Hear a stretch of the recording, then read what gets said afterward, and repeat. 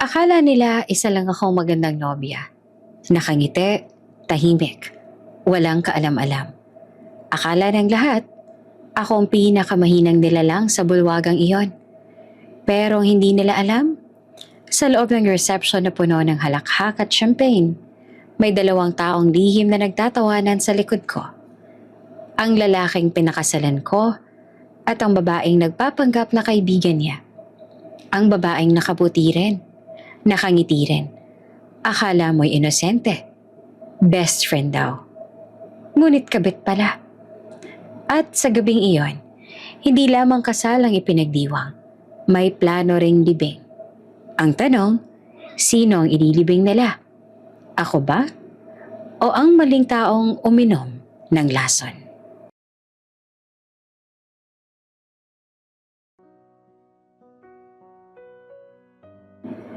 Hindi ako sanay sa mga ballroom na may kristal na chandelier at sahig na kumikislap na parang salamin.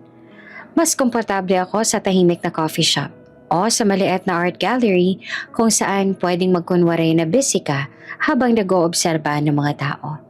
Pero ng gabing yon, nandoon ako, nakasuot ng simpleng itim na gown, buhok na maingat na inaayos, at isang ngiting sanay na akong isuot kapag may kailangang patunayan. Charity ball iyon sa BGC, fundraiser para sa mga batang may cancer. Niyaya lang ako ng pinsan kong si Camille dahil may sponsor silang hinahanap para sa event ng opisina nila. "Makipag-socialize ka naman," sabi niya. "Di ka naman mananakit ng tao kung umiti ka." Hindi ko alam na sa isang ngiti, may taong papasok sa buhay ko. At halos wasakin ito. Nakilala ko si Victor Alonzo sa tabi ng high table na puno ng champagne flutes. Matangkad siya, maayos manamit, at may boses na kayang patahimikin ang isang magulong kwarto. Hindi yung malakas, kundi malinaw. Yung tipong kapag nagsalita siya, pakiramdam mo may saysay ang bawat salita. "First time mo rito?" Tanong niya na may bahagyang ngiti sa labi. Tumango ako. "Halata ba?" "Kaunti," sagot niya at tumawa ng mahina. Pero hindi sa masamang paraan. May innocence ang mga unang beses. Insurance broker daw siya. Independent. Mahilig sa public speaking. Sanay humawak ng mga kliyenteng mayayaman. Marunong makinig.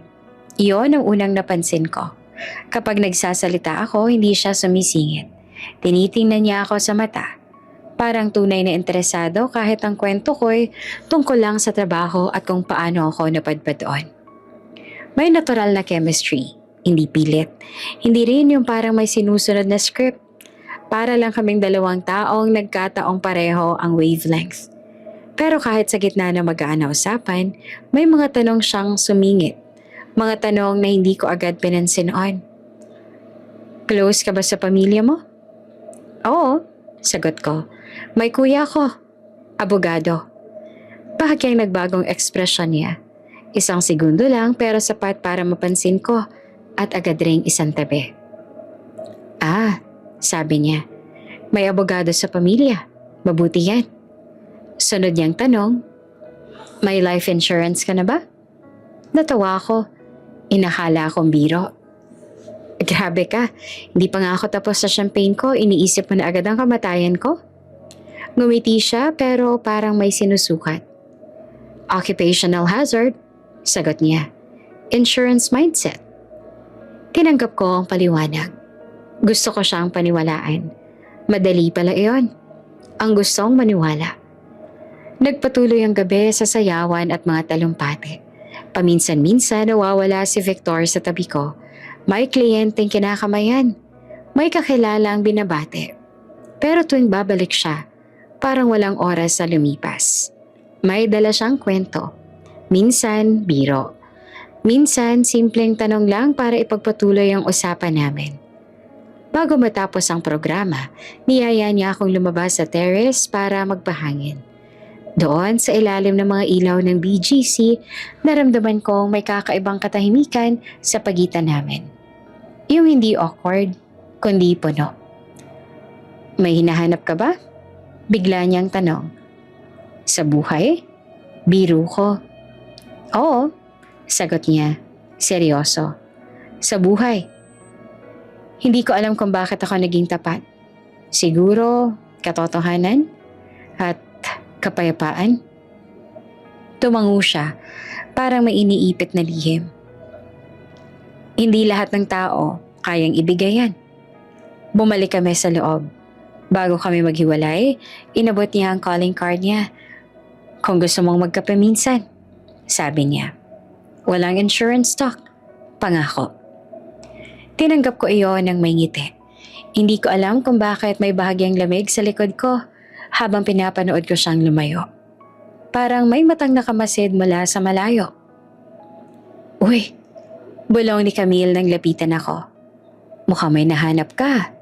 Ngumiti lang ako. Mukha lang. Pero habang pauwi ako ng gabing yon, paulit-ulit bumabalik sa isip ko ang isang bagay. Isang pakiramdam na hindi ko maipaliwanag. Hindi ko alam kung ano iyon. Hindi ko alam kung sino. Ang alam ko lang, may taong laging nasa paligid niya. Kung may taong marunong magpaniwala na ang pag-ibig ay ligtas, si Victor Alonzo iyon. Hindi siya yung tipo ng lalaking araw-araw magpapadala ng bulaklak o magsasabi ng malalaking salita. Sa halip, simple siya, consistent. May good morning message bago ako pumasok sa trabaho. May tawag tuwing gabi kahit 5 minuto lang para tanungin kung kamusta ang araw ko. Kapag sinasabi kong pagod ako, hindi siya nagtatampo. Sasabihin lang niya, pahinga ka, andito lang ako. Doon ako nahulog. Sa loob ng mga sumunod na buwan, naging natural ang lahat. Mga coffee date pagkatapos ng trabaho, weekend lunches. Bigla ang yaya ng sine kahit walang plano. Hindi siya nagmamadali. Hindi rin siya parang may tinatagong agenda. Iyon ang akala ko. Ipinakilala ko siya sa pamilya ko makalipas ang 6 na buwan. Una ay kay mama. Nakilalang mapanuri pagdating sa mga lalaki sa buhay ko. Tahimik lang si mama habang nag-uusap kami sa dining table. Pinagmamasdan niya si Victor. Kung paano siya sumagot, kung paano niya ako tingnan. Pag alis niya, tinanong ako ni mama, sigurado ka ba sa lalaking yan? Kinabahan ako. Bakit ma? Maayos siya, sagot niya. Pero masyado siyang maingat. Parang laging may iniisip. Pinagtanggol ko siya agad. Insurance broker siya ma, normal lang siguro. Tumango si mama. Hindi na nakipagtalo. Akala ko tapos na roon. Mas naging madali nang makuha ang loob ng kuya kong si Miguel. Abogado si Miguel, istrikto, logical, at hindi madaling bilib.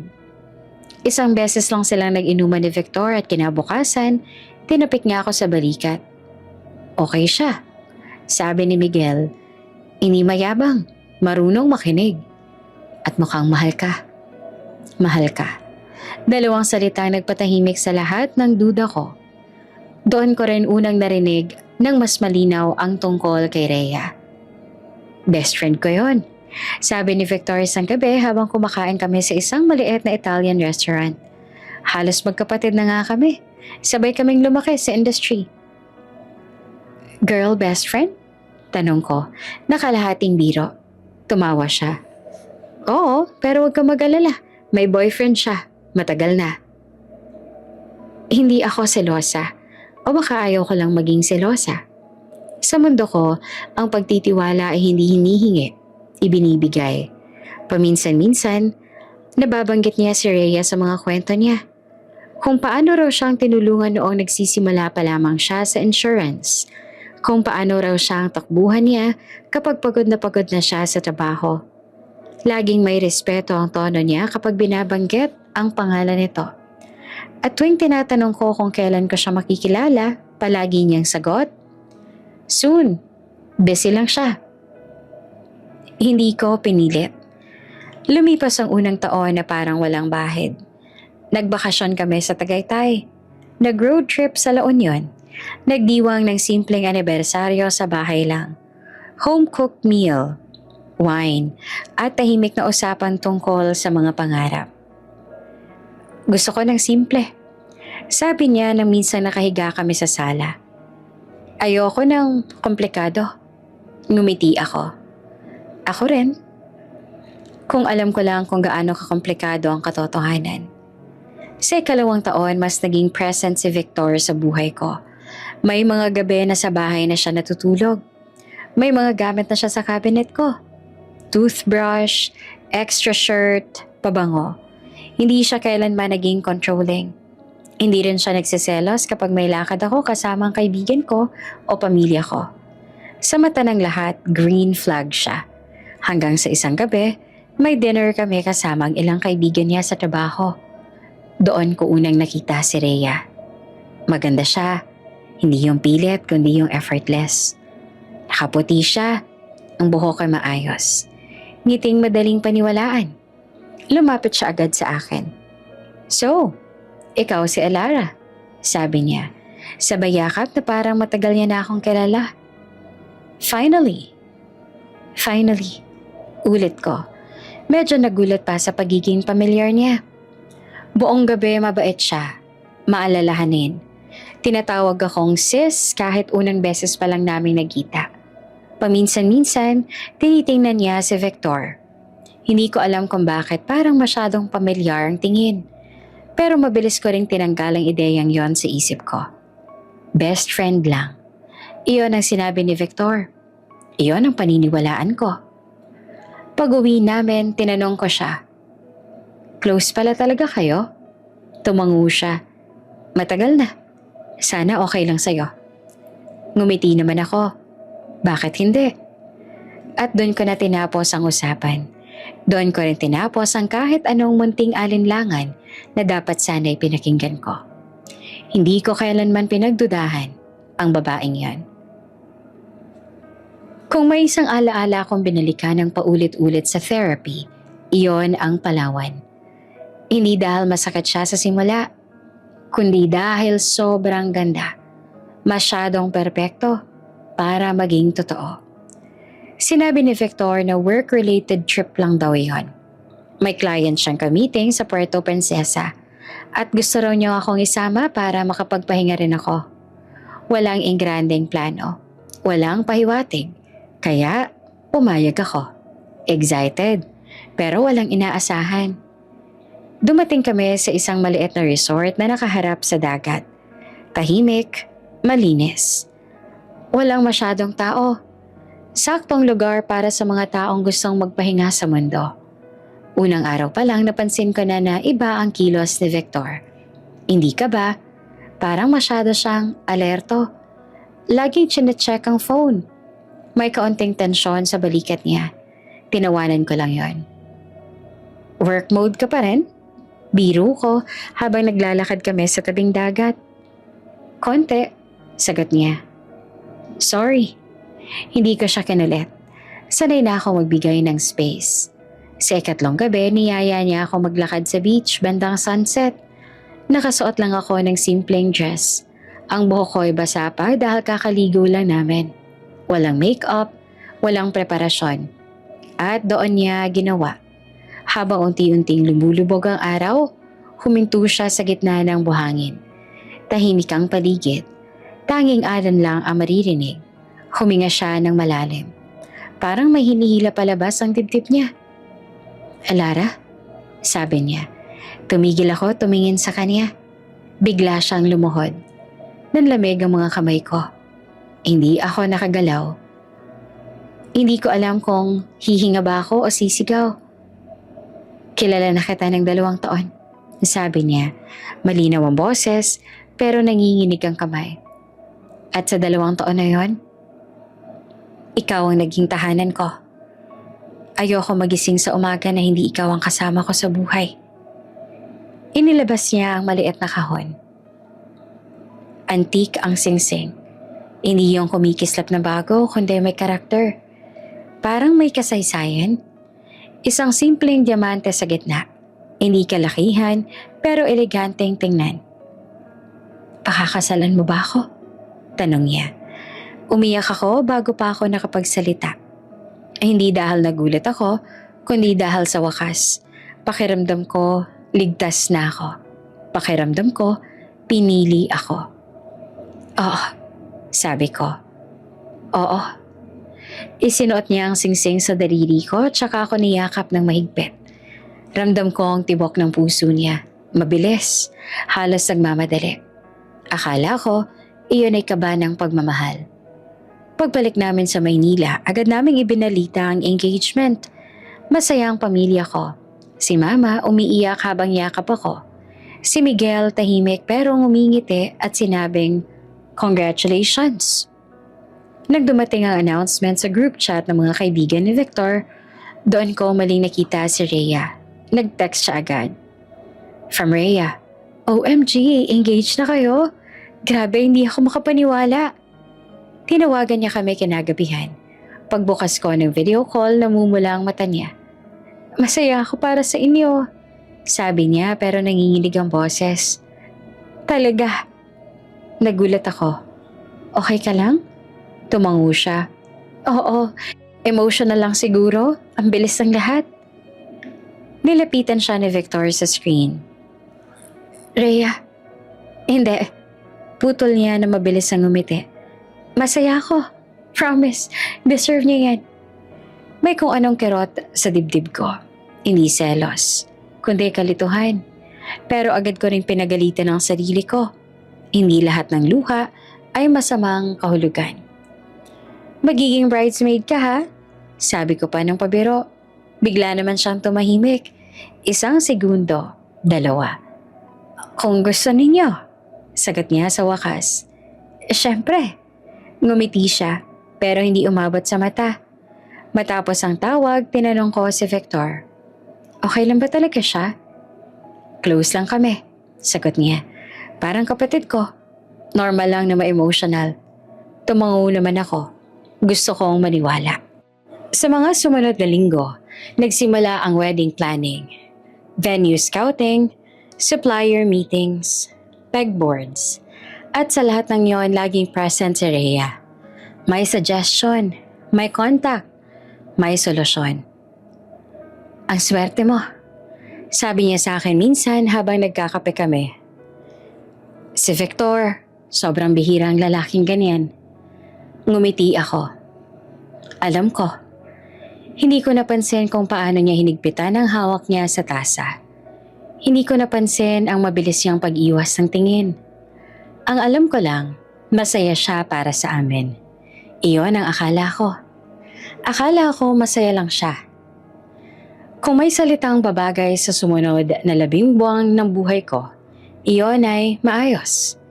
Hindi bongga, hindi rin sobra. Maayos lang. Maayos lang tulad ng buhay na matagal kong hiniling. Gigising ako sa umaga na may mensahe mula kay Victor. Papasok sa trabaho na may siguradong uuwian. Sa gabi, pag-uusapan namin ang mga detalye ng kasal na parang iyon ang pinaka-normal na bagay sa mundo. Venue, flowers, motif, guest list. At sa lahat ng yon nandoon si Rhea. Parang hindi na kompleto ang usapan kapag wala siya. Kapag may supplier na nagka-cancel, may kakilala siya. Kapag may kulang sa budget, may suggestion siya. Kapag pagod na ako at gusto ko nang sumuko sa wedding planning, siya ang unang magsasabi ng, "Relax ka lang. Andito kami." Kami. Hindi ko alam kung kailan naging kami iyon. Naging bahagi siya ng inner circle na hindi ko namalayan. Kasama sa mga fittings, sa tasting, sa ocular. Kapag tinatanong ako ng coordinator, "May gusto pa po ba kayong idagdag?" Bago pa ako makasagot, may sagot na si Rhea. Si Victor, ayaw niya ng masyadong formal." "Mas okay yan, mas bagay sa personality niya. Trust me, kilala ko siya." At dahil mahal ko si Victor, naniwala rin ako sa kanya. Hindi ko itinuring na banta si Rhea. Sa totoo lang, naging komportable ako sa presensya niya. May mga araw na mas nauuna pa siyang mag-update sa akin tungkol sa schedule ni Victor kesa kay Victor mismo. "May meeting pa siya," sasabihin niya. "Huwag mo na istorbohin, pagod yon." Akala ko malasakit lang. Sa harap ko mabait siya. Sa harap ng lahat, supportive. Tinatawag niya akong future wife na parang proud na proud. Kapag may nagtatanong kung kamusta ang kasal, Siya ang unang sasagot. Perfect sila. Hindi mo makikitang mag-aaway. Hindi nga naman kami nag-aaway. Dahil hindi ko alam ang dapat pag-awayan. May mga gabi na hindi umuuwi agad si Victor. Sasabihin niyang may client meeting o emergency sa trabaho. Minsan, si Rhea ang magte-text. Sis, huwag ka na maghintay. Late kami matatapos. Late kami. Hindi ko na tinanong kung bakit sila magkasama. Hindi ko na rin tinanong kung bakit siya ang may alam ng oras at pagod ni Victor. Ang nasa isip ko, nagtatrabaho lang naman sila. Magka-industry, magkaibigan. At ako, abala sa pagiging nobya. Sa mga fitting ng gown, hawak ni Rhea ang phone ko. Siya ang kumukuha ng pictures. Ang ganda mo, sabi niya na halos maiyak. Sobrang bagay sa'yo. Ngumiti naman ako. Salamat. Hindi ko alam na sa oras na yon, may ibang larawan siyang iniingatan sa sarili niyang phone. Mga litrato na hindi ko kailanman nakita. Sa mga meeting kasama ang pamilya ni Victor, siya ang unang nag-aasikaso.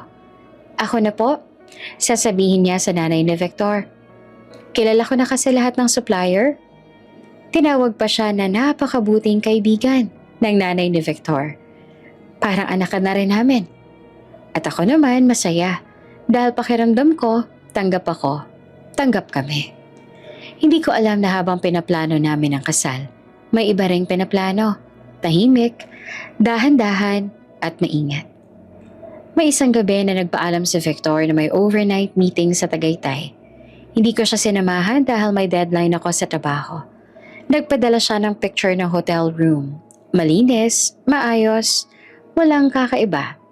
Nag-reply ako ng ingat at miss you. Hindi ko alam na sa kabilang side ng kama may ibang babae. Hindi ko alam na sa pagitan ng katahimikan ng hotel room, may mga halik na nagaganap. Mabilis, desperado, parang takot mahuli ng mundo. Konti na lang, bulong ni Victor sa kanya. Sigurado ka? Tanong ni Rhea. Sigurado. Sagot niya, kailangan lang matapos ang kasal. At nagtawanan sila, mahina na parang bata. Habang pinag-uusapan kung gaano ako ka-trusting, kung gaano ako kabait, kung gaano kadaling paniwalain. Habang ako nasa bahay, inaayos ang seating arrangement. Sa mata ko, perpekto ang lahat. Walang sigawan, walang pagtataksil, walang senyales. Pero ang totoo, may lihim na nabubuo sa likod ko. Hindi biglaan, hindi padalos-dalos, kundi planado. At habang papalapit ang kasal, mas lalo silang nagiging maingat. Mas lalong nagiging tahimik. Mas lalong nagiging mabait sa akin. Dahil mas madaling sakta ng taong walang hinala. Sa isang meeting ng coordinator, tinanong ako, Ma'am Elara, ready na po ba kayo sa biggest day ninyo? Ngumiti ako. Ready na. Hindi ko alam, may lihim na silang dalawa. 5:00 pa lang ng umaga gising na ang buong bridal suite. Hindi dahil sa kaba, kundi dahil sa ingay. May kumakatok na coordinator. May nagbubukas ng ilaw. May naglalatag ng damit. May nag-aayos ng mesa na puno ng makeup at hair tools. Amoy hairspray at kape ang kwarto. Sa labas ang bintana, unti-unting sumisilip ang araw. Parang may sariling pasensya sa pagdating ng liwanag. Nakaupo ako sa gilid ng kama, nakabalot sa puting robe. Tahimik na pinagmamasdan ang lahat. Eto na pala yun. Ang araw na plinano namin sa loob ng 18 buwan. Ang araw na pinangarap ng lahat para sa akin. Ang araw na sinabing pinakamaganda sa buhay ng isang babae. Nandoon ang mga bridesmaids ko. Si Camille, pinsan ko na parang ate na rin. Si Nina, college roommate ko na saksi sa lahat ng heartbreak ko bago si Victor. At si Rhea. Si Rhea na bridesmaid sa mismong kahilingan ni Victor. Noong una ayoko sana, sabi niya noon. Ayoko maagawan ka ng moment. Pero si Victor ay nagpumilit. Gusto ko siya roon, sabi niya. Trusted ko siya. Kaya naroon siya ngayon. Si Rhea ang pinakaunang lumapit sa akin ng araw na yon. May dala siyang tasa ng tsaa. Maingat na inabot sa akin. Uminom ka muna. Sabi niya, para hindi ka mahilo mamaya. Ngumiti naman ako. Salamat. Umupo siya sa tabi ko. Hinawakan ang kamay ko. Mainit ang palad niya. Masyadong mainit para sa isang umagang malamig ang hangin. Hindi ka ba kinakabahan? Tanong niya. Konti, sagot ko. Pero mas excited. Tumango siya. Normal lang yan. Pero swerte mo talaga kay Victor. Parang may diin ang bawat salita. Swerte mo. Hindi ko alam kung bakit may konting kirot sa dibdib ko. Parang may tanong na gustong lumabas pero hindi ko mabigkas. Alam mo, dagdag niya, bihira ang lalaking ganyan. Consistent, maalaga. Hindi ka iiwan. Hindi ka iiwan. Ngumiti ako, pilit. Alam ko. Sa gilid ng kwarto ni Camille at Nina ay nagkukulitan habang inaayos ang mga damit nila. May tawa, may selfie, may luha ng tuwa. Si Mama ay pumasok sandali. Hinagdan ako sa noo. Ang ganda mo, sabi niya. At ang tahimik mo. Hindi ko alam kung tahimik ba ako o manhid. Habang inaayos ang buhok ko, ramdam ko ang bigat ng oras. Bawat segundo ay parang sinisiksik sa dibdib ko. Mga alaala ng unang pagkikita, unang halik, unang away na hindi naman natuloy. Lahat ng dahilan kung bakit narito ako ngayon. Paminsan-minsan napapatingin ako kay Rhea sa salamin. Nakatingin din siya sa akin. Pero hindi sa paraang inaasahan ko. Parang may sinusukat. Parang may binibilang. May dumating na mensahe sa phone ko. Good morning, asawa ko. Ready ka na? From Victor. Ngumiti ako at mabilis na nag-type ng reply. Ready na. Ikaw? Hindi siya agad sumagot. Busy na siguro? Sabi ni Rhea na para bang nababasa ang isip ko. Marami rin kasi siyang inaasikaso. Tumango naman ako. Oo. Makalipas lang ilang minuto ay dumating ang sagot. Always ready for you.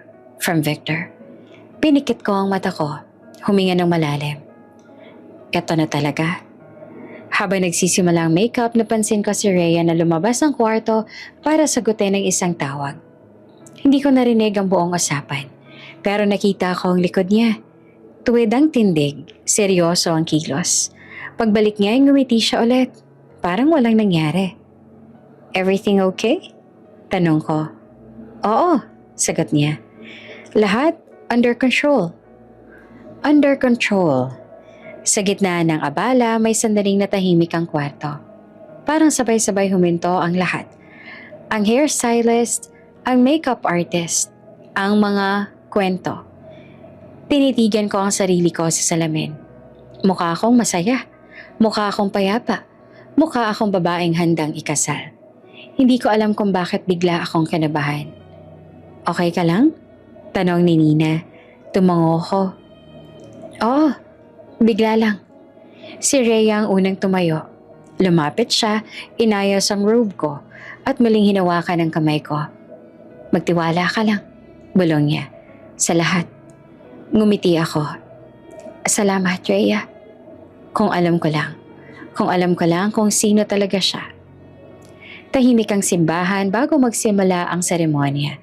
Hindi yung tahimik na payapa, kundi yung tahimik na puno ng inaasahan. Naririnig ko ang mahihinang bulungan ng mga bisita, ang paggalaw ng mga upuan, ang maingat na paghinga ng mga taong handang masaksihan ang isang pangako. Nasa likod ako ng pintuan, hawak ang braso ni Papa. Nanginginig ang kamay ko. Hindi sa takot, kundi sa bigat ng sandali. Ilang beses kong inulit sa sarili ko na handa na ako, na ito na ang tamang desisyon, na mahal ko siya. Bumukas ang pinto. Tumugtog ang musika. Sa bawat akbang papunta sa altar, unti-unting lumiwanag ang lahat. Nakita ko ang mukha ng pamilya ko, ng mga kaibigan ko. Ngumiti si Mama, umiiyak. Kumaway si Camille, tumango si Nina, at doon ko siya nakita. Si Victor nakatayo sa altar, suot ang itim na tuxedo na pinili namin ng magkasama. Matikas ang tindig, pero nang magtagpo ang mga mata namin, parang may bumigay sa kanya. Umiiyak siya. Hindi tahimik na luha, hindi rin hikbi, kundi yung luha na kusang bumabagsak. Parang may pinipigilan siyang emosyon na matagal na ang gustong kumawala. Napangiti ako. Pakiramdam ko, tama ang lahat. Pagdating ko sa harap, hinawakan niya ang kamay ko. Mainit, medyo nanginginig. "Hi," bulong niya. "Hi," sagot ko. Tumayo kami sa harap ng pare. Nagsimula ang misa. Mga salitang pamilyar. Mga dasal na paulit-ulit ko nang naririnig sa buong buhay ko. Pero sa araw na yon, iba ang bigat ng bawat pangungusap. Habang binibigkas na Victor ang mga panata niya, hindi siya tumitingin sa kahit sino. Sa akin lang. "Mamahalin kita," sabi niya na malinaw ang boses, pero basag ang tulo. Sa hirap at ginhawa, sa sakit at sa kalusugan, pipiliin kita, araw-araw. Tumulo ulit ang luha niya. Hinawakan ko ang kamay niya ng mas mahigpit. Naramdaman kong huminga siya ng malalim. Parang may dinadala siyang mabigat na sikreto na hindi niya mabitawan. Nang ako naman ang magsalita, pinilit kong maging steady ang boses ko. "Mamahalin kita," sabi ko. "Magiging tahanan mo ako, kakampi, kaibigan." Habang nagsasalita ako, may naramdaman akong mga matang nakatingin sa amin mula sa gilid. Si Rhea. Nasa hanay siya ng mga bridesmaids. Suot ang dusty rose na gown na siya mismo ang tumulong pumili. Nakatingin siya kay Victor, hindi sa akin. Hindi rin sa pare, kay Victor lang. Hindi siya umiiyak, hindi rin siya nakangiti. Parang binibilang niya ang bawat segundo, bawat salita. Nang magsuot kami ng singsing, bahagyang tumigil ang kamay ni Victor bago niya isuot ang sa akin. 1 segundo lang, pero ramdam ko. "Okay ka lang?" Bulong ko. Tumango naman siya agad. "Oo." Ngumiti siya ulit, parang may pinipilit. "By the power vested in me," sabi ng pare. At sa isang sandali, naging asawa na niya ako. Nagpalakpakan ng lahat. May sigawan ng congratulations, may halakhakan, may luha ng tuwa. Yumuko si Victor at hinagkan ako. Maingat, parang natatakot masira ang sandali. Sa paligid namin nagsimulang tumayo ang mga bisita. Habang papalabas kami ng simbahan, ramdam ko ang presensya ni Rhea sa likod namin. Hindi ko siya tiningnan. Ayoko masira ang moment. Sa labas, sinalubong kami ng sikat ng araw at mga bulaklak na ibinabato ng mga bisita. Hawak-hawak namin ang kamay ng isa't isa. Parang sabay kaming humihinga sa bagong yugto ng buhay namin. "Congrats!" Bulong ni Rhea nang makalapit siya sa amin. Yumakap siya sa akin. Mahigpit. Masyadong mahigpit. "Salamat," sagot ko naman. Pagkatapos lumapit siya kay Victor. Hindi ko naman narinig ang sinabi niya, pero nakita ko ang kamay niya na saglit na humawak sa braso ni Victor. Parang paalala, parang babala. Napalingon si Victor sa kanya. Mabilis, tahimik, at umiyak ulit siya. Hindi ko alam kung bakit. Hindi ko alam kung dahil ba sa bigat ng responsibilidad, o sa saya, o sa takot. Ang alam ko lang may mga luha siyang hindi ko maintindihan. Habang papunta kami sa sasakyan para sa reception, tinanong ko siya, "Masaya ka ba?" Ngumiti siya. "Oo, sobra." Pero hindi umabot sa mata niya. At doon, sa gitna ng sigawan at palakpakan, may tanong na kumapit sa isip ko. Isang tanong na hindi ko agad sinagot. Hindi ko alam kung para kanino ang mga luha niya. Kung may sandaling masasabi kong naniniwala akong tapos na ang lahat ng kaba, iyon ay sa reception. Pagbukas ng pinto ng ballroom, sinalubong kami ng ilaw at palakpakan. May chandelier sa itaas na parang bituin ng kislap, mga mesa na maingat na inayos, at bulaklak na eksaktong kulay ng pinili naming motif. May banda sa gilid, andang tumugtog ng unang nota ng gabi. Ang lahat ay mukhang maayos, higit pa sa inaasahan. Hingang malalim, bulong ni Victor habang magkahawak ang kamay namin. Tapos na ang formalities. Ngumiti naman ako. Ito na yung part na pwede na tayong huminga. Tumango siya. Parang sabay kaming bumitaw sa isang mabigat na hawak. Pinakilala kami bilang bagong kasal. May sigawan, may palakpakan, may halakhak. Umupo kami sa sweetheart table. Nakataas, kita ang buong bulwagan. Mula roon tanaw ko ang lahat. Ang pamilya ko, ang pamilya niya. Ang mga kaibigan namin nagbibiroan, ang mga basong nagtutunugan, at si Rhea. Hindi ko alam kung kailan ko siya unang napansing palaging nasa gilid namin. Kapag may kailangang ayusin, andun siya. Kapag may kulang, siya ang unang tumayo. Kapag may bisitang naguguluhan kung saan uupo, siya ang gumagabay. Rhea, thank you. Sabi ko sa kanya nang dumaan siya sa tabi ko. Hindi ko alam kung paano kung wala ka. Ngumiti naman siya. Natural, para sa inyo to. Para sa inyo. Maya-maya tumayo ang MC para ipahayag ang first dance. Bumaba kami ni Victor sa gitna ng dance floor. Tumahimik ang bulwagan. Habang nagsimulang tumugtog ang paborito naming kanta, isang mabagal. Pamilyar na himig na pinakinggan namin sa maraming biyahe.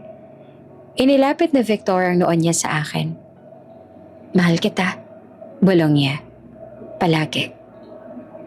Sumagot ako ng ngiti. Mahal din kita. Sumayaw kami na parang walang ibang tao sa paligid. Para bang kami lang dalawa ang naroon. Walang mata, walang tanong, walang anino. Sa isang iglap naniwala ulit ako sa kwento namin.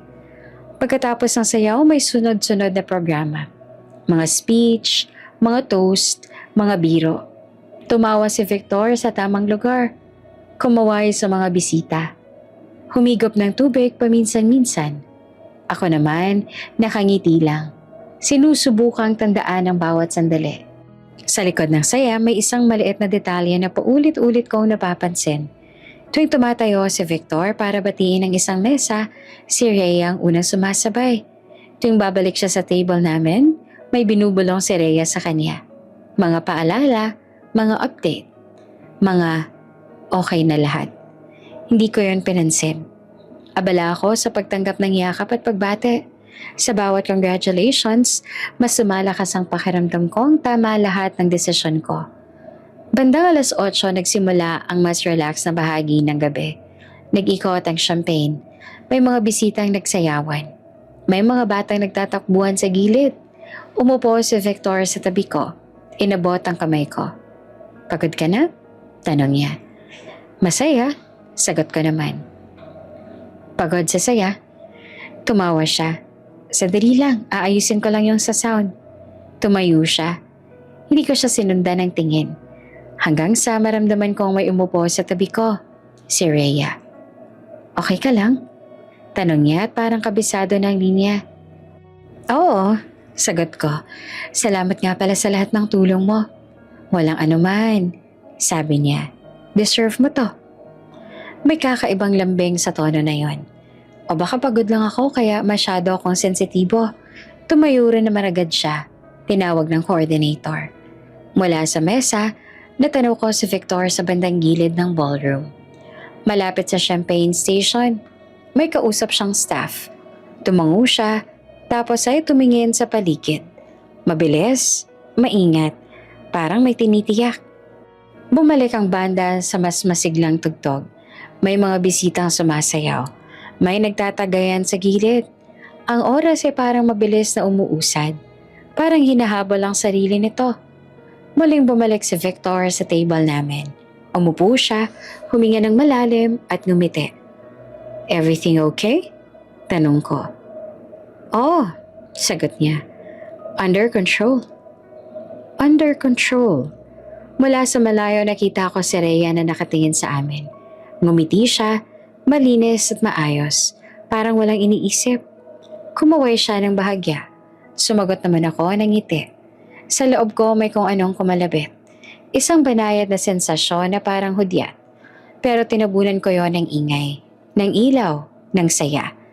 Pagtingin ko sa relo eksaktong 8:30. 8:30 p.m. Hindi ko alam na sa oras na yon, may isang desisyong ginagawa sa likod ng mga ngiti. May isang galaw na inihahanda. May isang hakbang na babago sa direksyon ng gabing ito. Habang tinataas ng MC ang mikropono para sa susunod na programa, huminga ako ng malalim at sumandal sa upuan. Hindi ko alam. 8:30 p.m. Doon nagsimula ang tunay na plano nila. Hindi ko namalayan kung kailan ako napagod. Siguro dahil sunod-sunod ang ngiti, iyakap at pasasalamat. Siguro dahil sa ilaw na hindi humihina at sa ingay na hindi nauubos.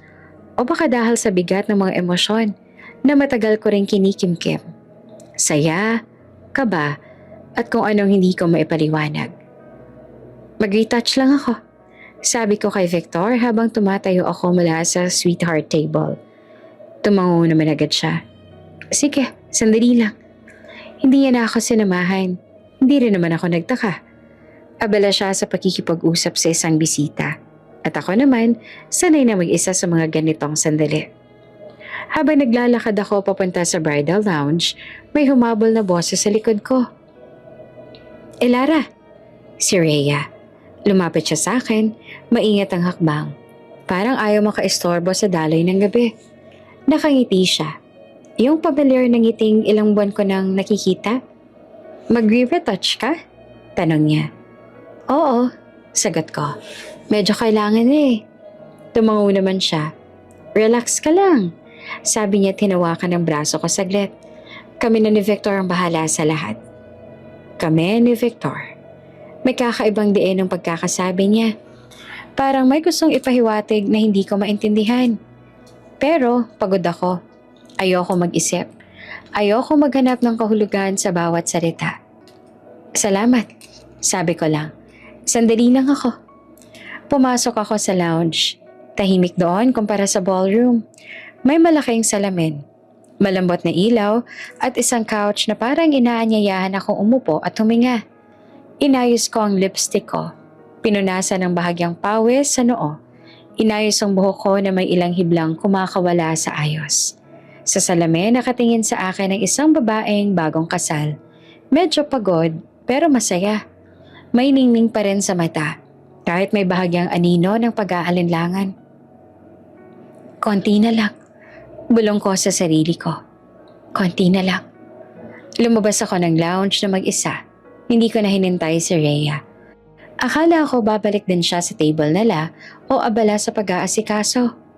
Habang naglalakad ako pabalik sa ballroom, napansin kong mas maingay na ulit ang paligid. Mas masigla ang tugtog. Mas maraming bisitang nakatayo. May hawak na baso, nagtatawanan. Pero may isang eksenang biglang humiwalay sa ingay. Si Victor. Nakatayo siya sa mesa ng champagne, mag-isa. Hindi siya nakikipag-usap. Hindi rin siya tumatawa. Hawak niya ang isang flute. Nakatingin sa loob ng baso na parang may binabasa. Paminsan-minsan, tumitingin naman siya sa paligid. Hindi para maghanap ng kausap, kundi parang tinitiyak na walang nakatingin. Huminto ako sa paglalakad. May ilang segundo rin ako nakatayo roon. Hindi ko alam kung lalapit ba ako mananatili sa kinatatayuan ko. Parang may hangin na dumaan sa pagitan namin. Malamig, mabigat. Bakit siya mag-isa? Sanay ako makita siyang may kausap. Laging may ngiti. Laging may galaw. Pero sa sandaling iyon, iba ang aura niya. Tahimik, seryoso. Parang may ginagawa na hindi para sa ibang tao. Napansin kong inilapag niya ang baso at saka kinuha ang isa pa. Tiningnan niya ang placard sa mesa. Mga pangalan na nakaayos para sa toast. Mabilis niyang iniangat ang tingin. Parang nakaramdam na may nakamasid. Nagkatinginan kami. Isang segundo lang, dalawa. Ngumiti siya agad. Mabilis. Masyadong mabilis. Love, tawag niya at kumaway. Okay ka na? Tumango ako mula sa malayo. Oo. Lumapit ako ng dahan-dahan. Pilit na normal ang hakbang. Habang papalapit, may napansin akong detalyeng hindi ko alam kung totoo ba o bunga lang ng pagod. Parang nanginginig ang kamay niya. Everything okay? Tanong ko na makalapit ako. Oo, sagot niya agad. Nag-check lang. Nang alin? Nang champagne. Sagot niya sabay tawa. Baka kasi may kulang. Tumawa rin ako kahit hindi ko alam kung bakit may konting lamig sa bato ko. Sinilip ko naman ang mesa. Maayos naman ang pagkakaayos ng mga baso. Malinaw ang mga laman. Kumikislap sa ilaw. Babalik lang ako sa stable. Sabi ko, sabay ka? Sandali lang. Sagat niya, susunod ako. Tumango ako at tumalikod. Habang naglalakad ako palayo, naramdaman ko ulit ang tingin niya sa likod ko. Mabigat, tahimik. Sa ilang hakbang ko palayo sa mesa ng champagne, may pumasok sa isip ko. Isang tanong na wala akong lakas ng loob sagutin. Bakit parang may ginagawa siyang ayaw niyang makita ko? Pagbalik ko sa sweetheart table, napansin kong wala si Rhea. Hindi rin ako nagtanong. Abala ang lahat. Abala ang gabi. Pero ang eksenang yon, si Victor na mag-isa sa mesa ng champagne ay parang ukit sa isip ko. Hindi mawala. At sa kabila ng musika at tawanan, may isang malinaw na pakiramdam na bumabalot sa akin. Parang may mali. Hindi ko alam kung ano. Hindi ko alam kung bakit. Pero sa sandaling iyon, sa gitna ng kasiyahan, bigla akong naisip. May mga sandaling ang paglayo, kahit saglit lang, ay sapat para makita ang hindi dapat makita. At doon ko nakita si Victor, mag-isa sa mesa ng champagne. May mga sandaling may oras na bumagal. Hindi literal kundi sa loob ng ulo mo. Parang hinihiwa-hiwalay ang bawat galaw, bawat tunog, bawat detalye. At sa mga sandaling iyon, alam mo na may mali, kahit wala ka pang ebidensya. Iyon ang naramdaman ko habang nakaupo sa sweetheart table. Kunwari nakikinig si MC. Kunwari tumatawa sa mga biro ng bisita. Pero ang mata ko, kusa nang bumabalik sa mesa ng champagne. Nandoon pa rin si Victor. Hindi na siya mag-isa. May ilang staff sa malayo. May mga bisitang naglalakad pero may espasyong iniwan ng paligid niya. Parang sinasadya. Parang may hangganan na hindi tinatawid ng iba. Tumayo ako, dahan-dahan. Hindi ako nagsabi kahit kanino. Kinuha ko lang ang clutch ko at naglakad sa gilid ng ballroom. Pinipiling wag dumaan sa gitna para hindi mapansin. Habang papalapit ako, nakita ko siyang may hawak na maliit na bote. Hindi yan champagne. Hindi rin yan alak. Maliit, transparent, kasya sa palad. May takip na madaling buksan. Naramdaman kong tumigil ang paghinga ko. Binuksan niya ang bote, maingat, parang sanay. Tumingin siya sa paligid. Isang beses, dalawa, parang may binibilang sa isip niya. Walang nakatingin. O iyon ang akala niya. Kinuha niya ang isang champagne flute mula sa mesa. Isang baso lang, hindi dalawa, hindi marami. Sa harap ng baso, may maliit na placard. Ang pangalan ko, Elara. Hindi ko alam kung paano ako nakalapit nang hindi niya napapansin. Siguro dahil abala siya sa pagiging maingat. O baka dahil masyado siyang kumpiyansa na walang nagmamasid. Iniangat niya ang bote at dahan-dahang ibinuhos ang laman nito sa baso. Walang kulay, walang amoy, walang kakaiba sa itsura. Pero sa loob ko may sumigaw. Huwag! Nanginginig ang kamay niya. Hindi dahil sa kaba ng isang lalaking magtutoast, kundi dahil sa bigat ng ginagawa niya.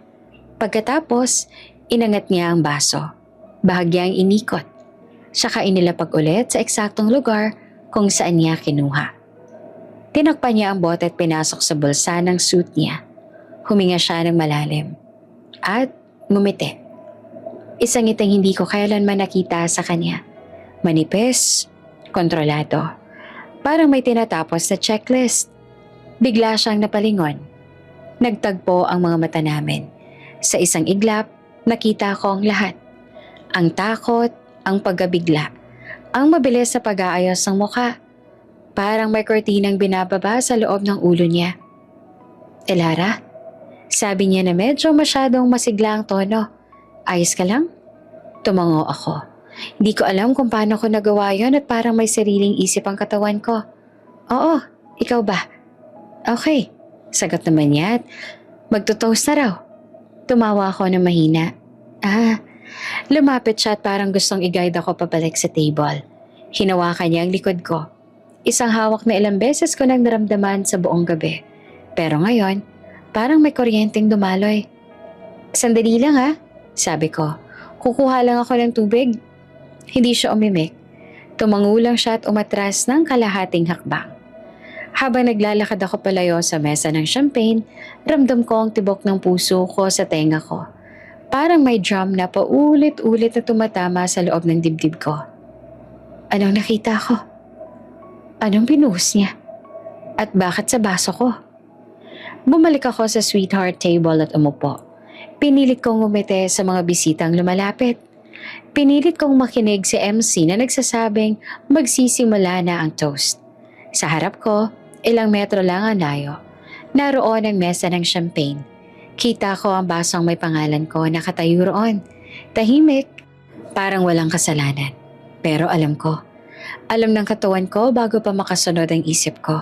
May mali. Hindi ko alam kung anong klase ng laso na yun. Hindi ko alam kung anong epekto. Hindi ko alam kung gaano kabilis o kabakal. Ang alam ko lang, may dahilan kung bakit ginawa niya yon. At hindi yon biro. Hindi yon aksidente. Hindi yon simpleng pagkakamali. Lumapit si Rhea sa table namin.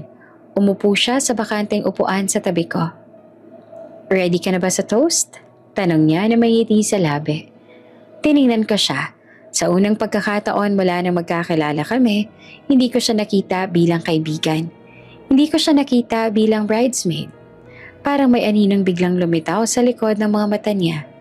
O baka guni-guni ko lang. Ready na, sagot ko. Sa gilid ng mata ko, nakita ko si Victor na kumukuha ng mikropono para sa opening remarks. Sa likod niya, ang mesa ng champagne ay handa na. May baso na puno, mga pangalan na kaayos, at isang baso na alam kong hindi ko dapat inumin. Huminga ako ng malalim. Pinatong ko ang kamay ko sa mesa. Pinakalma ang sarili ko. Hindi pa tapos ang gabi. At alam kong sa sandaling iyon, may isang desisyon akong kailangan gawin. Isang desisyong maaaring magligtas sa akin o tuluyang magtulak sa akin sa bingit. Habang nagsisimula ang unang toast, malinaw na malinaw ang isang bagay sa isip ko. Alam kong hindi ko pwedeng inumin yon. May mga sandaling hindi ka pwedeng magpanik. Hindi dahil hindi ka natatakot, kundi dahil kapag nagkamali ka ng kilos, maaaring iyon na ang huli. At sa gitna ng ballroom na puno ng ilaw, musika at mga matang nakatutok sa amin, alam ko ang kailangan kong magmukhang normal, masaya, in love. Tumayo si Victor sa harap. Hawak ang mikropono. Nagbiro siya tungkol sa mga kaibigan.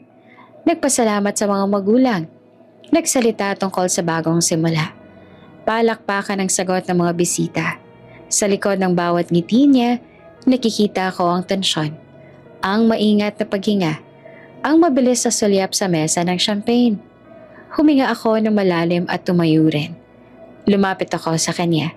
Hinawakan ang braso niya. At ngumiti.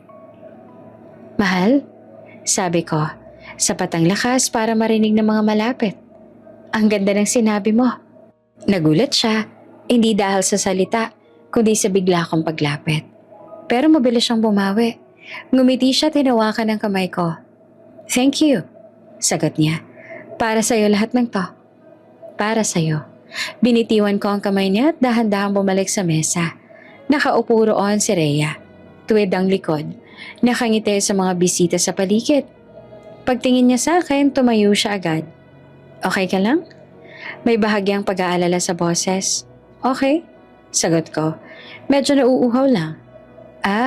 Sabay tayong kumuha. Tumango ako. Sige. Naglakad kami papunta sa mesa ng champagne. Ramdam ko ang tibok ng puso ko. Mabilis, pero kontrolado. Bawat hakbang, sinasabi ko sa sarili ko na magdahan-dahan. Huwag magmamadali. Huwag magpapahalata. Pagdating namin sa mesa, may ilang bisita na rin doon. Kinuha ni Rhea ang isang baso at inilapit sa sarili niya. Kinuha ko rin ng isa. Ang basong may pangalan ko. Tiningnan ko ang likido. Walang pagbabago. Walang amoy. Walang kulay. Kung hindi ko nakita ang ginawa ni Victor kanina, iinumin ko yon. nang walang pagdududa. Nilapit ko ang baso sa labi ko, sadyang dahan-dahan para makita ng mga nakatingin na ginagawa ko ang inaasahan sa akin. Huminto ako saglit, kunwari may naisip. Oops! May break muna. Gusto mo bang ma-shoutout dito sa channel ni Ate Jane? Mag-comment lang ng lesson you learned from the latest story uploaded. Dahil pipili kami ng isang best comment of the day para i-shoutout sa susunod na upload. Kaya huwag kalimutang mag-iwan ng lesson you learned after you watch this video. Maraming salamat! Shoutout nga pala kina Rose Mapa from Navotas City, Angeli Magbanwa from Macau, at Wilson Maximo from Hamindan, Capiz. Sa ating mga taga-subaybay, paki-comment naman po sa baba kung taga saan kayo para alam ko kung hanggang saan umaabot ang mga kwento ni Ate Jane at para ma-shoutout ko rin kayo sa mga susunod pa nating mga kwento. Maraming salamat sa pakikinig.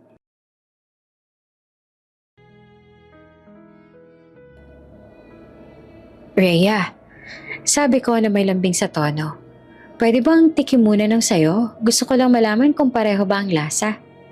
Napangiti siya. Arte mo. Biro niya. Pero sige. Inabot niya ang baso niya at inabot ko ang sa akin. Sa isang galaw na halos hindi mapapansin, isang hakbang palapit. Isang pagtagilid ng kamay, pinagpalit ko ang mga baso. Walang tunog, walang titig, walang senyas. Isang segundo lang. Bumalik sa kanya ang basong may pangalan ko. Bumalik sa akin ang basong walang laman na panganib. Okay na? Tanong niya. Okay na. Sagot ko sabay ngiti. Bumalik kami sa table. Umupo si Rhea sa tabi ko. Hawak ang baso. Ako naman, hinawakan ang akin. Pero hindi ko ininom. Inilapit ko lang sa labi ko. Kunwari sumipsip. Mula sa harap nakita ko si Victor. Nakatingin siya sa amin. Sa akin. Sa baso ko. Bahagyang tumango siya. Parang nagsasabing, okay na. Kung alam mo lang. Tumayo ang MC at inanunsyo ang mga toast. Isa-isang tumayo ang mga kaibigan. Nagbahagi ng mga kwento. May halakhakan, may luha. Sa bawat palakpakan, mas humihigpit ang hawak ko sa baso ko. Ang basong ligtas. Sa tabi ko tumawa si Rhea. Nagbiro pa siya. Tumagay ng malaki. Hindi niya alam na ang basong hawak niya ang hindi para sa kanya. Tiningnan ko siya at sinubukan ko maghanap ng senyales. Ano mang pahiwatig na may nararamdaman na siya? Wala pa.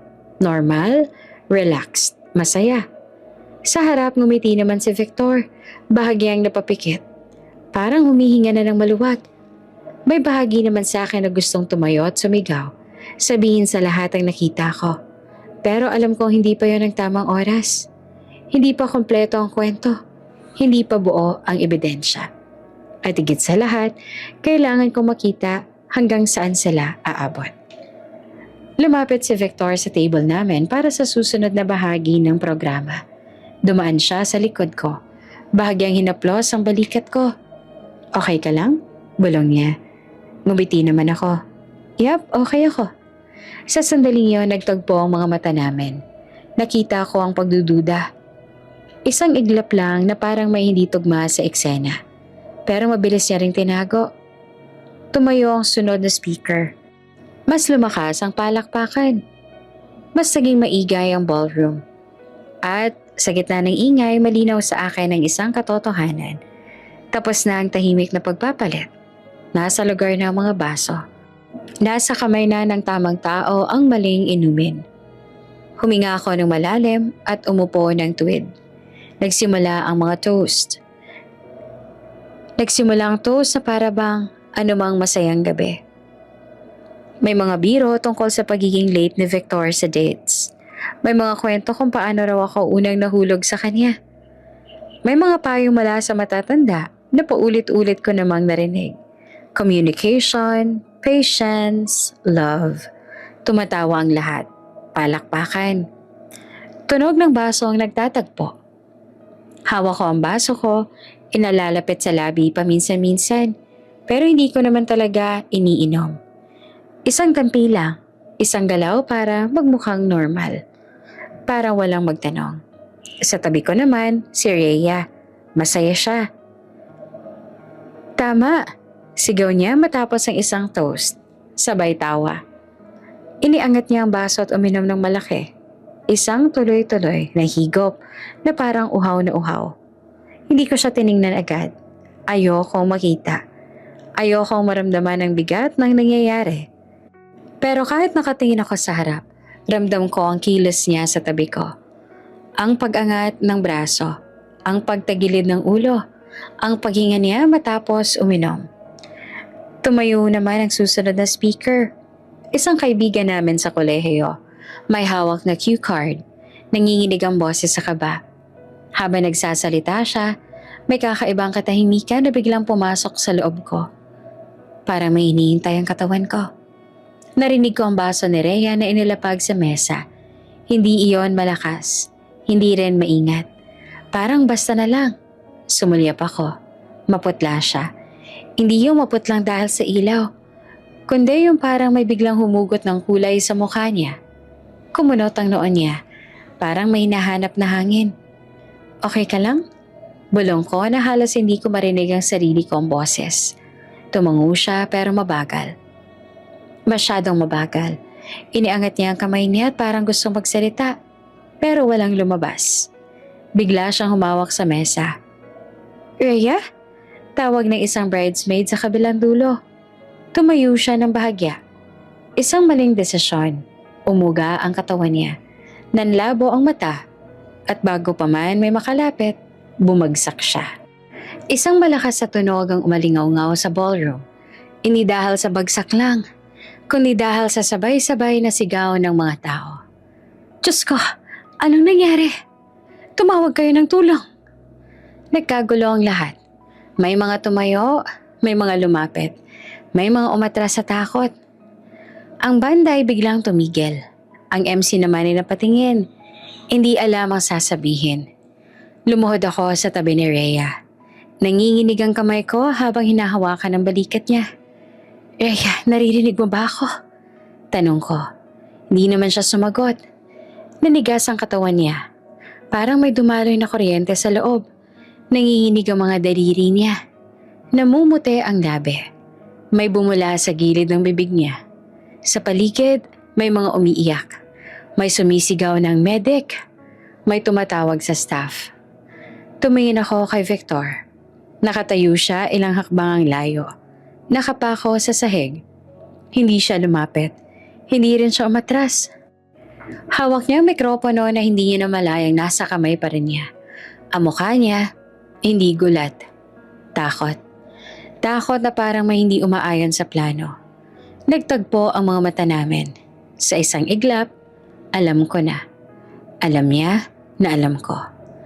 Parang may pader na bumagsak sa pagitan namin.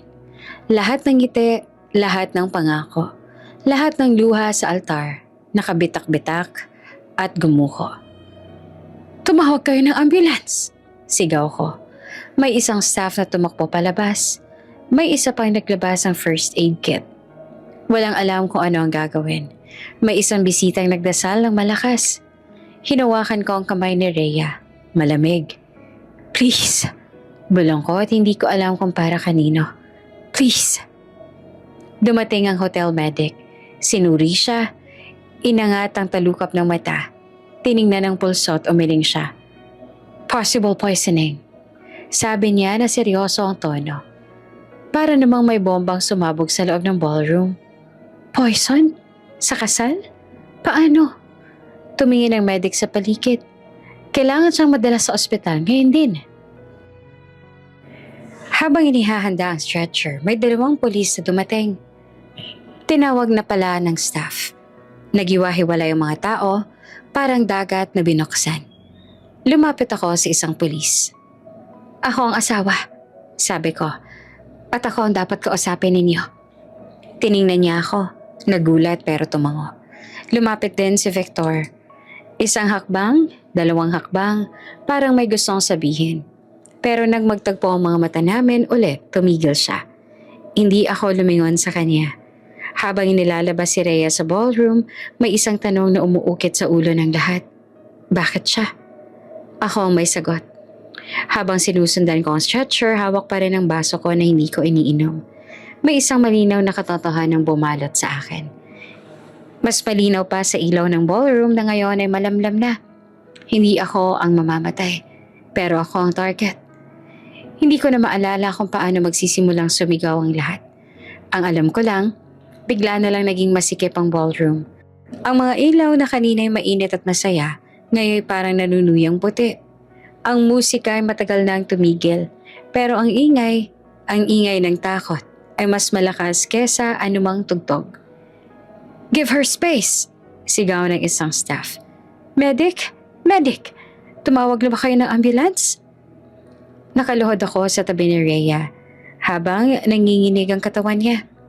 Parang may sariling buhay ang mga kamay at paa niya. Kumakawala, naninigas, bumibitaw. May bula sa labi niya. Hindi ko alam kung gaano nakatagal yon, pero bawat segundo ay parang humahaba. Huminga ka, bulong ko. Kahit alam kong hindi niya ako naririnig. Andito lang kami. May humawak sa balikat ko, isang paramedic. Ma'am, kailangan naming ilipat siya. Tumango ako at umatras. Nanonood ako habang iniaangat siya sa stretcher. Ang babaeng kanina lang ay nakatawa, nagbibiruan at nagtutoast. Ngayon ay parang walang bigat. Parang papel. Posibleng poisoning. Prepare the oxygen.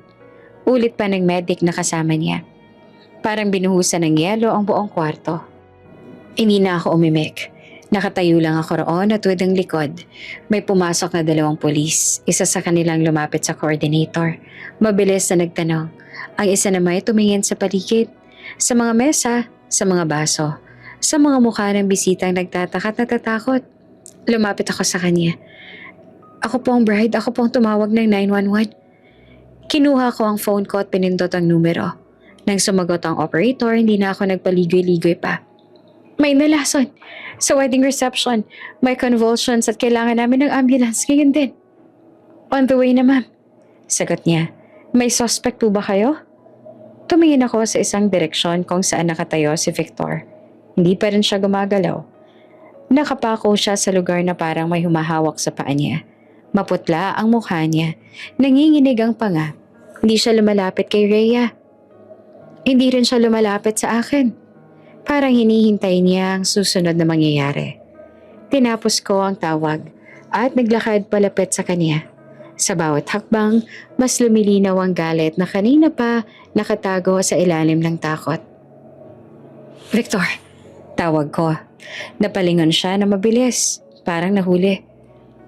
Elara, hindi ko alam. Hindi ko siya pinatapos. Inilapit ko ang kamay ko sa dibdib niya.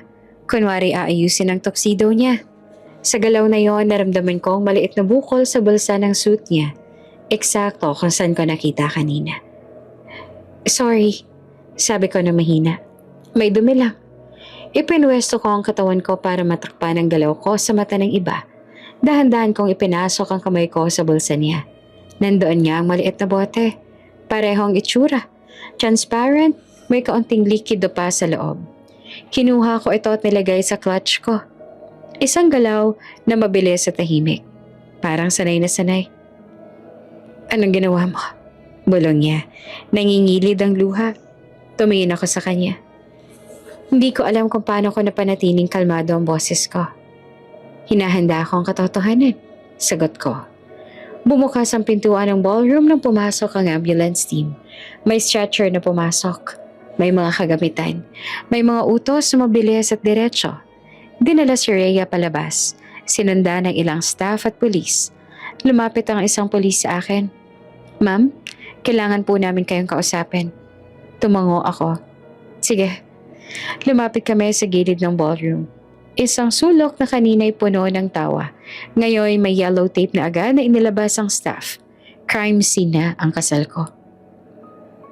Ano hong nangyari? Huminga ako ng malalim. Inilabas ko ang bote mula sa clutch ko at inabot sa kanya. Nakita ko ang asawa ko. Sabi ko na malinaw. Ibinuhos niya yan sa baso ko. May pangalan ko ang baso. Tumaas ang kilay ng pulis. Sigurado ka? Tumango ako. Oo, nakita ko. At bago magsimula ang toast, pinagpalit ko ang baso ko at ng babae. Bakit mo ginawa yun? Dahil alam kong may mali. Sagot ko. At ngayon may ebidensya na tayo. Tiningnan niya ang bote, tsaka tumingin sa akin. Hindi na bilang bride, kundi bilang testigo. Ma'am, sabi niya na seryoso. Kung totoo nga ang sinasabi mo, ikaw ang target. Tumango ako. Alam ko. Sa likod namin nakita ko si Victor na kinakausap ng isa pang pulis. Hindi ko marinig ang usapan nila, pero kita ko ang kilos niya. Ang kamay na paulit-ulit na pinapahid sa noo. Ang tinging umiiwas sa akin.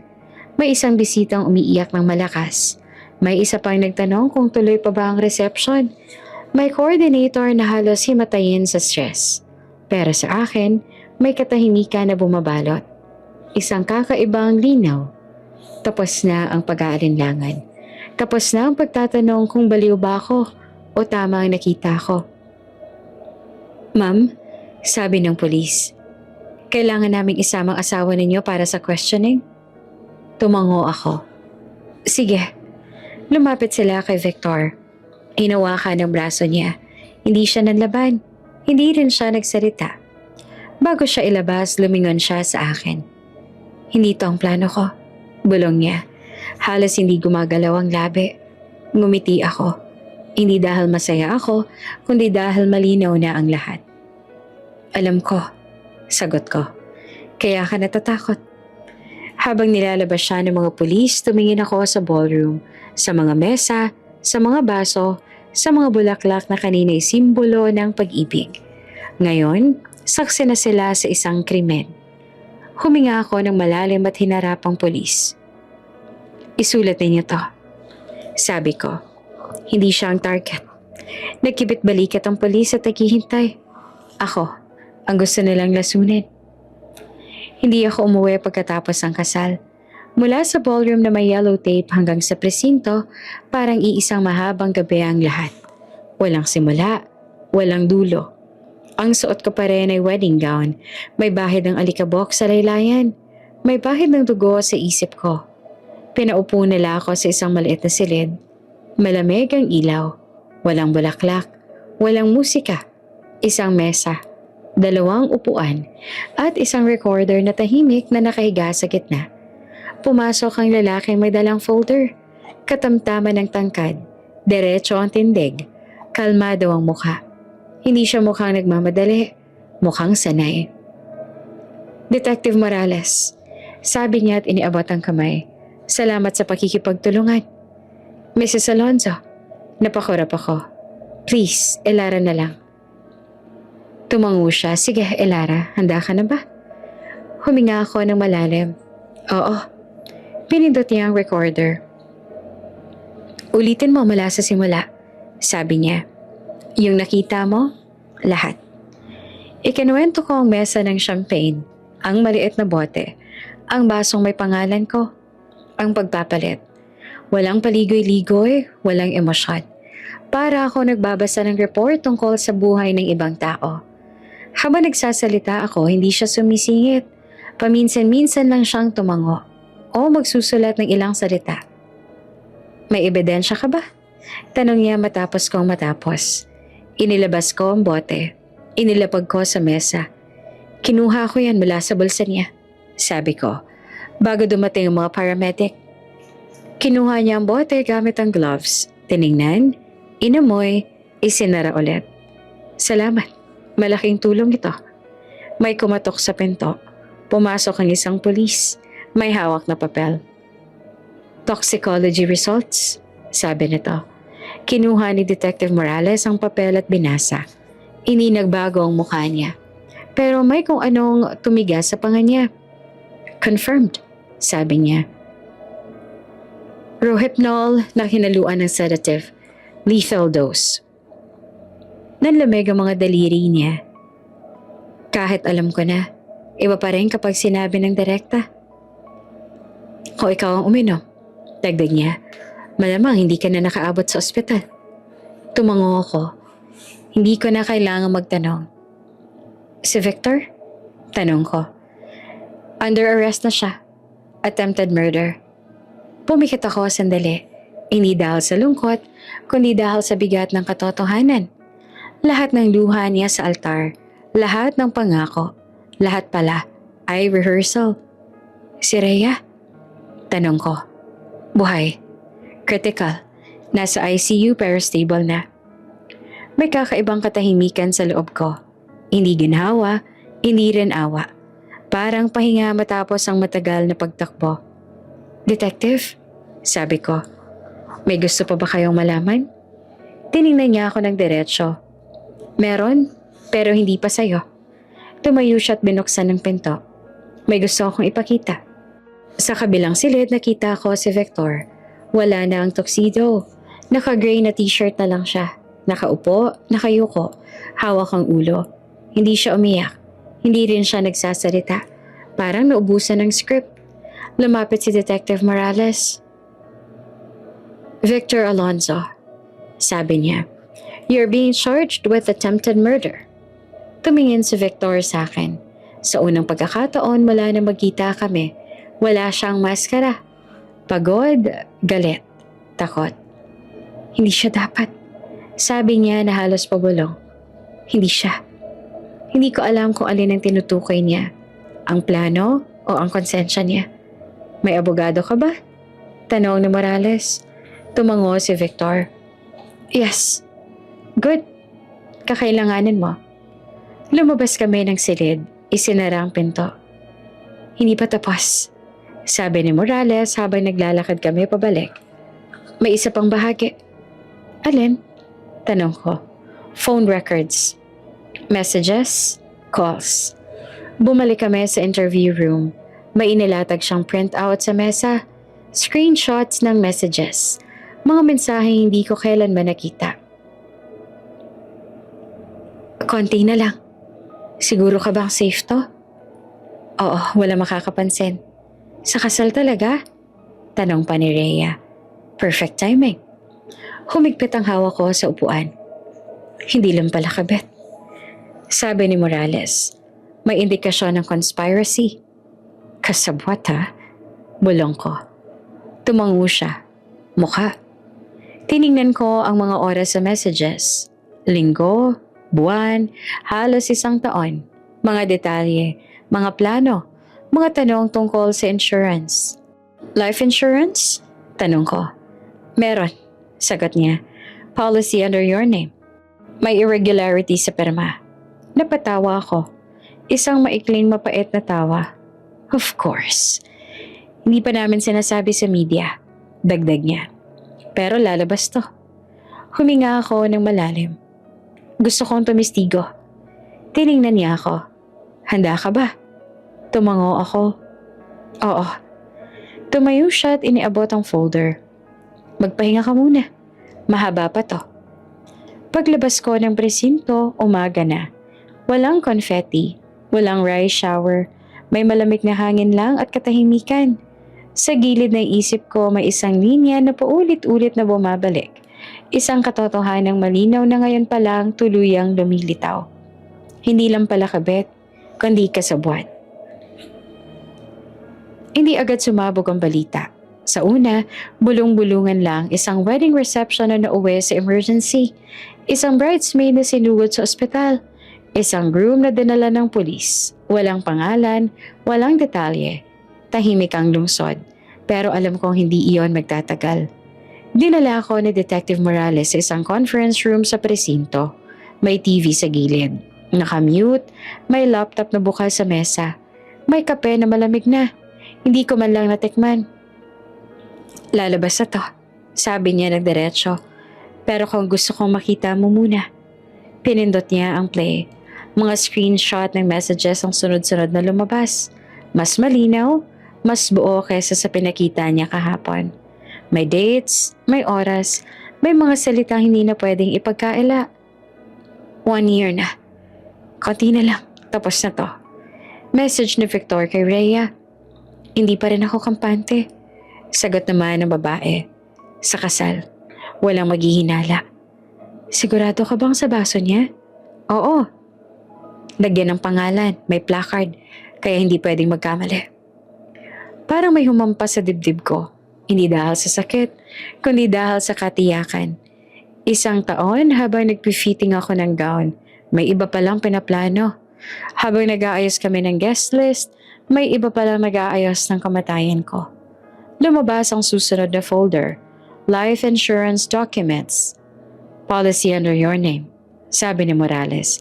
Beneficiaries, si Victor at si Rhea. Teka, si Rhea? Co-beneficiary.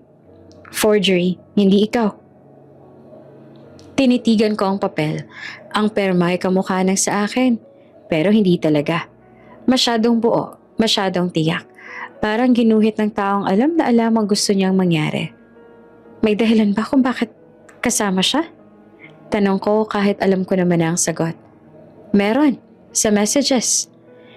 After nito wala na tayong hahatiin na sikreto. Oo, malinis na ang lahat. Sa wakas tayo na. Yun ang nabasa niya pagkatapos niyang i-play ang video. Hindi ko alam kung alin ang mas masakit. Ang planong patayin ako o ang malinaw na katotohanang hindi ako kailanman naging hadlang lang sa relasyon nila. Ako, ang obstacle. Isang problemang kailangang tanggalin. May isa pang detalye. Tungkol sa gabing yon. Lumabas ang transcript ng interrogation ni Rhea. Bahagi lang, pero sapat. Rhea, akala ko sa kanya, sa basa niya. Sinong kanya? Tanong na investigator. Kay Elara. So, pumayag ka nga sa plano? Tanong na investigator. Tahimik lang si Rhea at hindi sumagot. Rhea? Oo. Huminga ako ng malalim. So, alam niya. Alam niya, sagot ni Morales. Pero may twist. Tinuloy niya ang pagbabasa. Rhea, hindi ko alam na ako nakainom. Investigator, paano nangyari yon? Rhea, nagkamali siya. Sa huling minuto, akala niya. Investigator, akala niya alin? Akala niya hindi papalitan ni Elara ang baso. Sagot ni Rhea. Isinara ko ang mata ko. Isang segundo lang sapat para maunawaan ang buong larawan. Nagkamali siya. Hindi dahil nagdalawang isip siya, kundi dahil minamaliit niya ako. Sa oras na yon, pumasok ang isang pulis at may ibinulong kay Morales.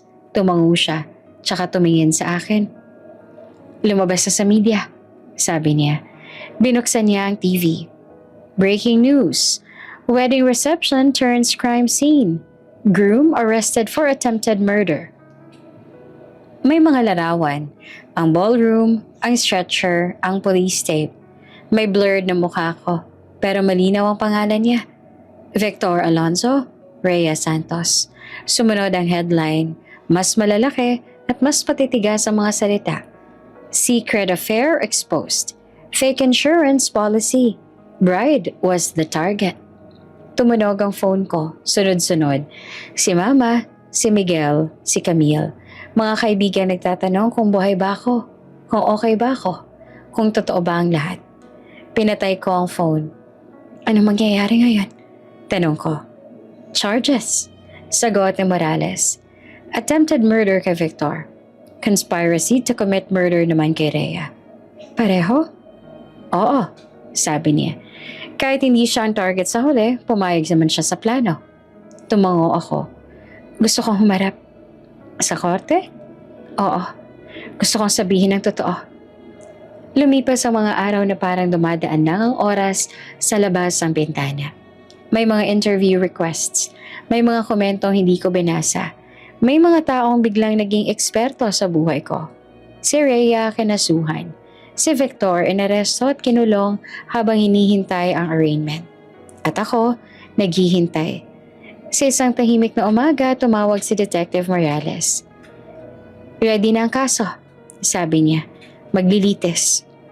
Huminga ako ng malalim. Kailan? Soon, sagot niya.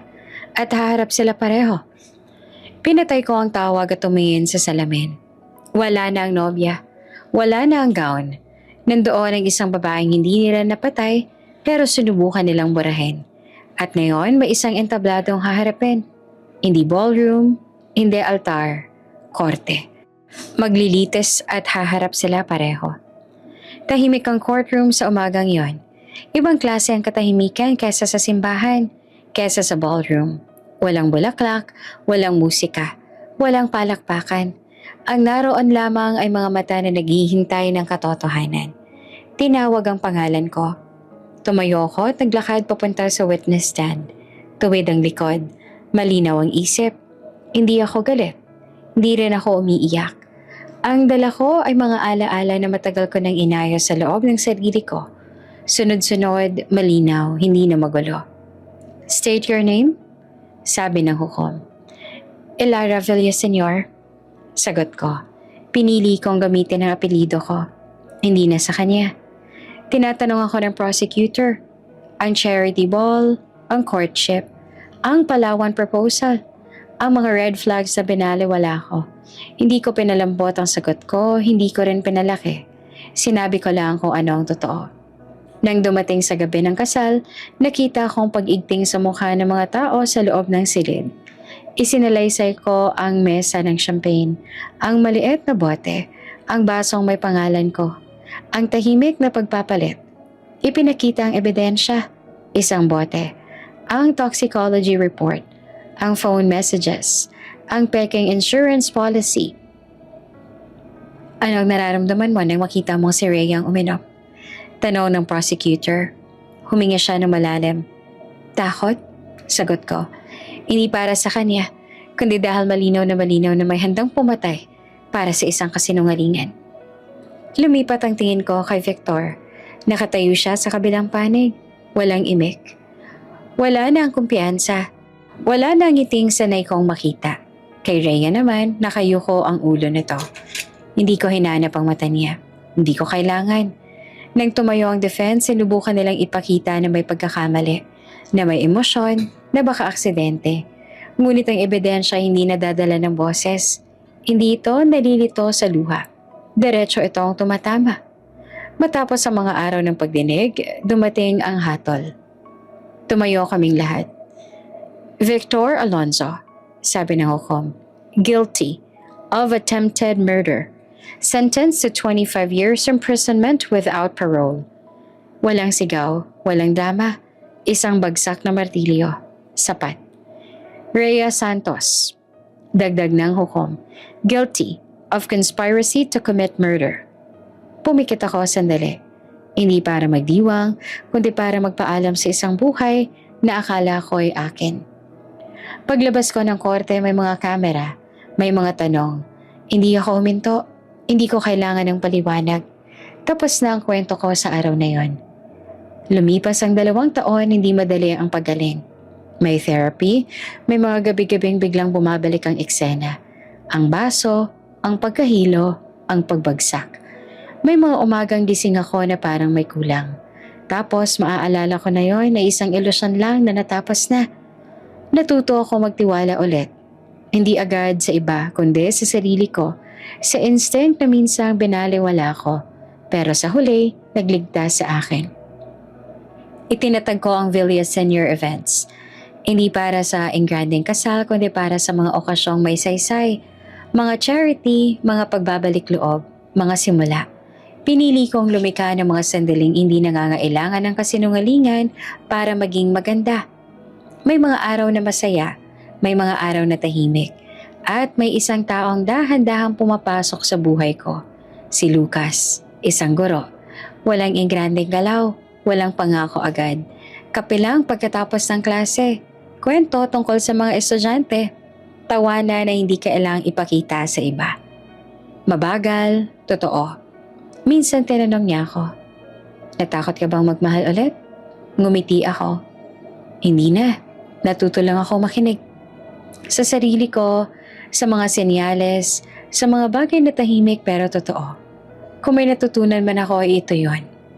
Ang pagtataksil ay hindi laging mukhang kaaway. Minsan nakangiti. Minsan tinatawag kang sis. Minsan hawak ang kamay mo sa altar. Kaya magtiwala ka, pero huwag mong isuko ang sarili mo. Makinig ka sa instinct mo dahil iyon ang unang magsasabi sa iyo ng katotohanan. At sa huli, ito ang masasabi ko ng buong buo ang dibdib. Hindi nila ako napatay. Pero winakasan ko ang kasinungalingan nila.